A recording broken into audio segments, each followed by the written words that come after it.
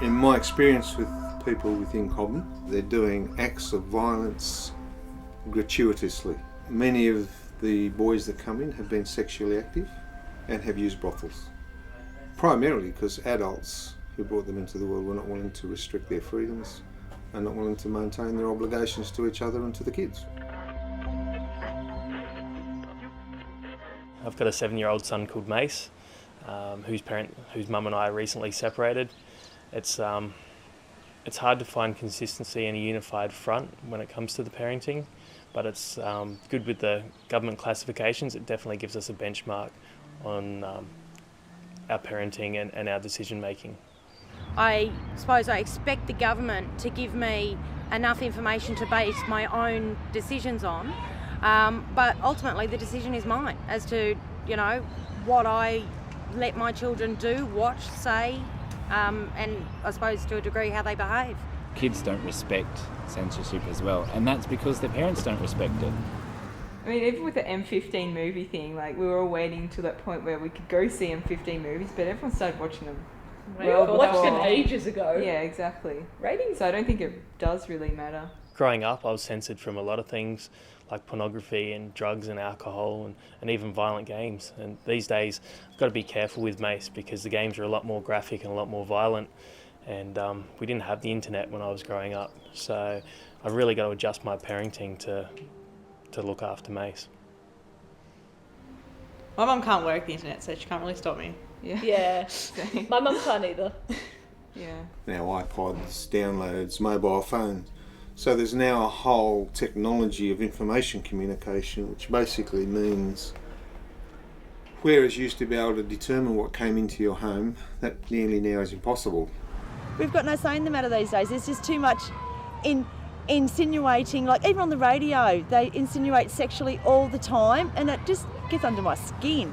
Kids these days know a lot more than what they should, and that causes a lot of issues.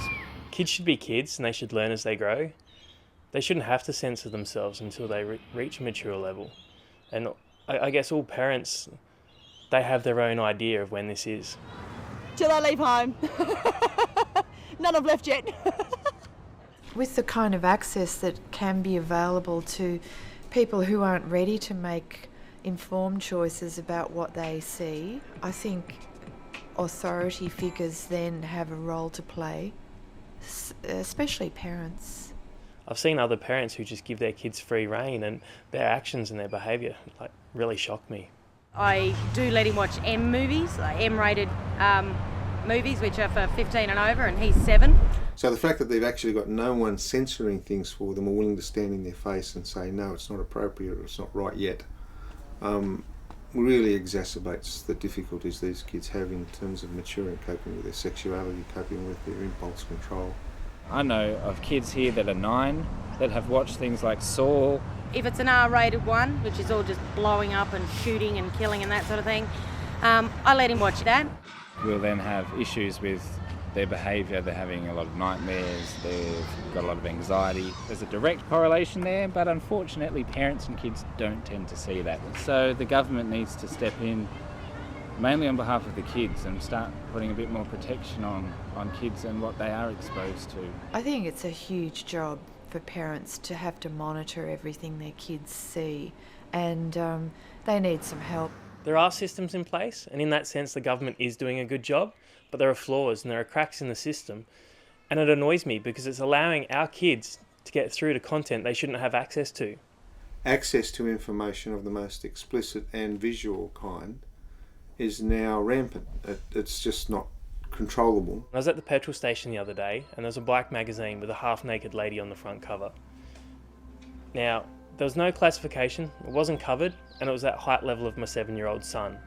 He shouldn't have to see that. It really annoys me that he could have bought this no questions asked.